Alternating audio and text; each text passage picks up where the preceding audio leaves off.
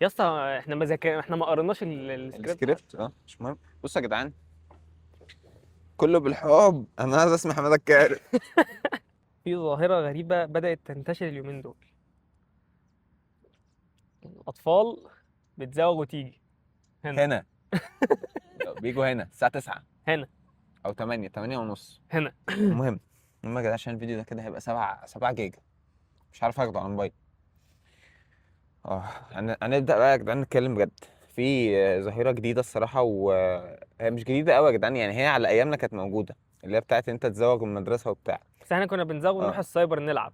انا يا جدعان واحد من الناس كنت بزوغ وبروح انام، بروح انام في البيت بصراحه، يعني ما كنتش بروح في حته، انا كنت بزوغ خلاص البيت يهدى كده ويفضى وبتاع، اروح انام. امي عارفه الحمد لله. انا كنت بزوغ بروح السايبر العب ببجي، دي كانت اقصى حاجة وفورتنايت يعني. يا جدعان. حاسس ان احنا وف- بنجاهر بالمعصية. وفورتنايت. احنا كده مش بنجاهر، احنا احنا والله بنجاهر، بنجاهر لو يعني العكس. يعني لو استنى العكس. بس بالراحة. بص انا هقول لك، هتناقش معاك انت في المجاهره دلوقتي، هي هتبقى مجاهره لو انا دلوقتي بقول ان انا يا جماعه، انا دلوقتي يا جماعه بزوغ من المدرسه وبروح السايبر. ومبسوط بيها يعني، انا اه يعني بفتخر احنا بحاجة اكيد لا، بس اكيد احنا بنقول حاجة زي كده عشان ايه؟ موعظة. اكيد يعني اكيد برضه يا جدعان، يعني ربنا يغفر لنا وبتاع. عشان ننصح الناس يعني، احنا كنا مكانكم في يوم من الايام، ودلوقتي احنا شايفين ان الموضوع ده ملوش اي 30 دلوقتي لازمه. نازلين بالشباشب يا جدعان في نفس الوقت اللي انتوا بتزوغوا فيه يعني. بس يعني احنا دلوقتي يعني حياة والله الجامعة. والله نفسي ارجع حياة الجامعة يا جدعان. احضر المدرسه، او المهم كنتش بحضر بس يعني نفسي احضر. يا جدعان، الحوار بقى وحش في كذا حتة. ان دلوقتي ما بقاش يعني احنا على ايامنا احنا كانت الشباب بتزوغ لوحدها، وما كنتش بشوف بنات بتزوغ الا لو هيزوغوا مثلا ويروحوا يناموا مثلا او حاجة.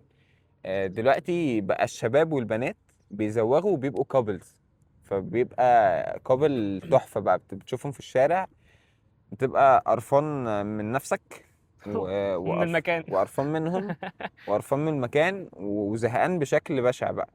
و...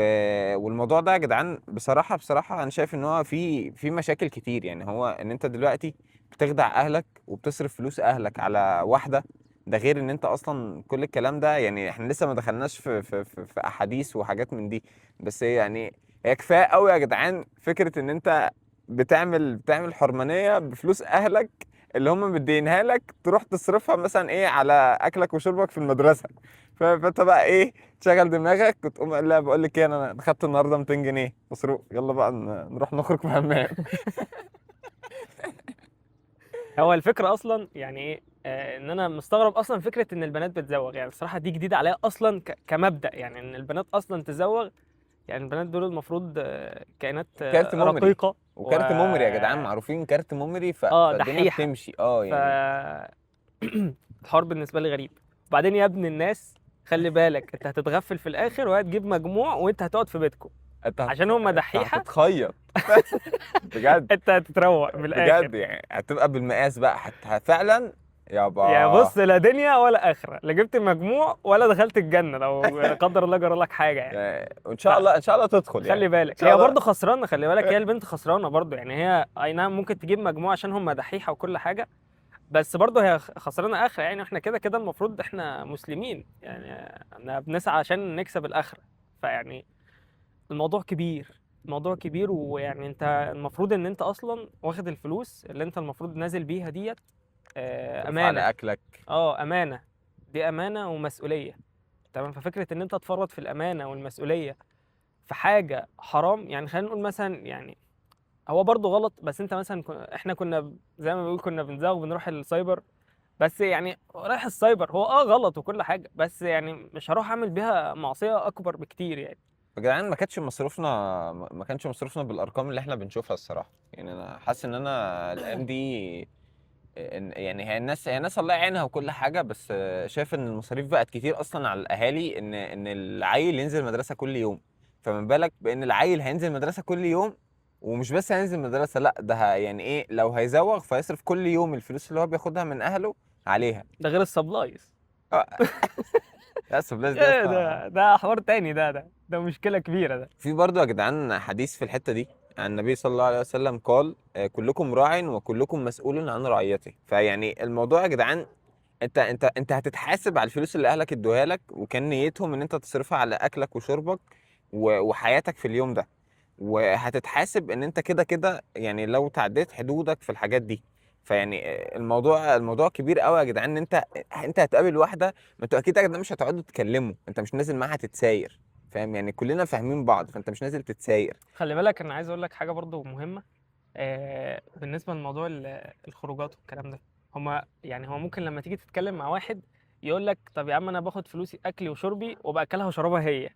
لا، في ناس بقى بتعمل ايه، في ناس بتقلب الدروس بقى اه وتاخد دي فلوس موت الدروس بقى يا جدعان، الدروس بقت غاليه فتقلب المدرسه الصبح، فاهم، المدرسه الصبح يقلبها يروح يخرج معاها، وبعدين بالليل يروح لاصحابه بقى. ما هو قالب الدروس، ما هو هيعمل ايه بالليل يعني؟ هيقول لهم في البيت انا قالب الدروس يا جدعان، ما عنديش دروس طول اليوم؟ اكيد لا يعني. عجينه بقى، عجينه. الف... انت بتخبط من كل حته.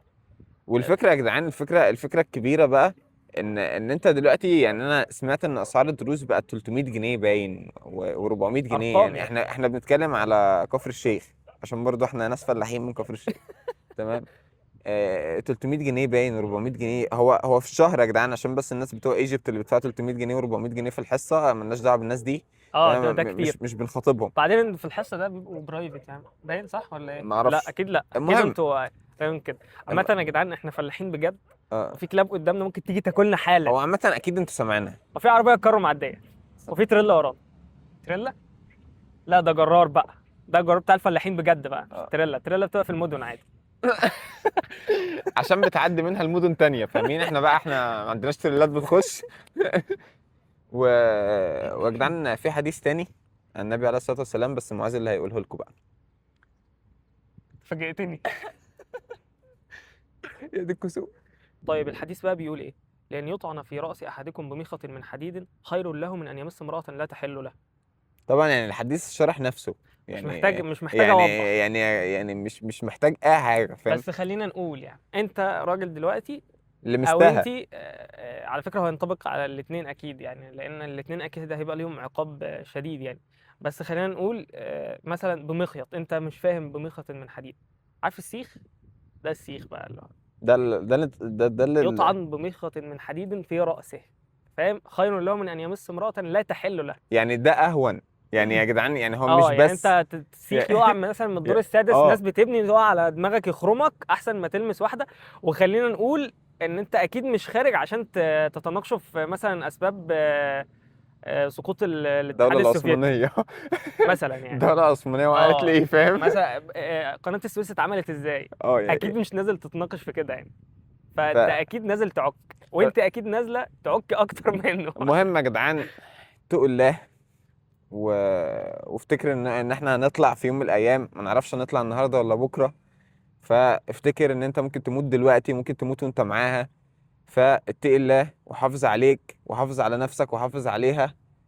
تمام، حافظ عليها، انت مالكش ان انت تحافظ عليها، تحافظ على نفسها. انت ما تحافظش عليها، انت حافظ على وتحافظ، نفسك، لا فاهم؟ ويحافظ حافظ عليها عليها انك برضه. ما خلينا تكلمهاش. نفترض يا عم ان انت بتحبها يا عم، مع ان ده يعني ماشي. خلينا نفترض ان انت بتحبها. يعني حافظ عليها. وبعدين في حاجه مهمه قوي، كما تدين تدان. فيعني تخيل اختك، اغلبنا عندنا اخوات بنات. تخيل اختك لو ما آه، عندكش هتشوفها في بنتك. او في الحاجه. يعني يعني فاهم، وارد، اه يعني. وارد جدا يعني، مفيش حاجه بعيده عن ربنا. فيعني خاف على اهل بيتك، وحافظ على الامانه، وخاف على بنات الناس. عشان بعد كده لو لو بقى ليك بنت، لو ليك اخت، لو ليك ام، الناس تبقى ماشيه في الشارع تبقى خايفه على اهلك برضه، لان ده هيترد لك يا اما كويس يا يا اما بالخير اما يا وحش. اما بالشر. قرار في ايدك. اتقوا الله. فاوصيكم ونفسي بتقوى الله. اه بس مش عايزين غير كده خافوا والله. ربنا يا جدعان، في نفسكم، وفي البنات، وفي الناس اللي حواليكوا. وخافوا ربنا، يعني انتوا خافوا ربنا عامة في اي بقى. حاجه يا جدعان، اه يعني يعني مش بس في دي. قبل ما تعمل اي حاجة، حط اي ربنا قدام حاجة عينك. ايا كانت، حط نفسك ان انت دلوقتي ممكن تموت اه حالا. دي المقوله اللي بتخوف الصراحه يا جدعان. حالا انت ممكن تموت حالا، وتتسأل انت عملت ده ليه؟ عملت ده ليه؟ لو انت كنتش عارف ان انا شايفك. خلي بالك، حتى لو انت ما بتاخدش فلوس من اهلك، لو فلوسك الشخصيه، لو انت لاقيها في الشارع، بص لو جايه منين، جايه من الجن الازرق، تمام، انت هتتسأل على الفلوس دي انت صرفتها في ايه. فيما انفقت. اه ما انفقت و... يا نجم. ووقتك اللي انت اهدرته معاها ده، هو ضيعت وقتك في ايه؟ ضيعت عمرك في برضه ايه؟ فيما انفقت ايوه. وقتك. وبعدين خلي بالك، سلعة الانسان العمر. فدي من الاسئلة الشديدة اللي هتسأل عليها. انت ضيعت عمرك في ايه؟ ضيعت الوقت ده في ايه؟ في معصية؟ طب انت اصلا حاسس بالذنب؟ لا طبعا مش حاسس، اكيد مش حاسس عشان انت لسه مستمر.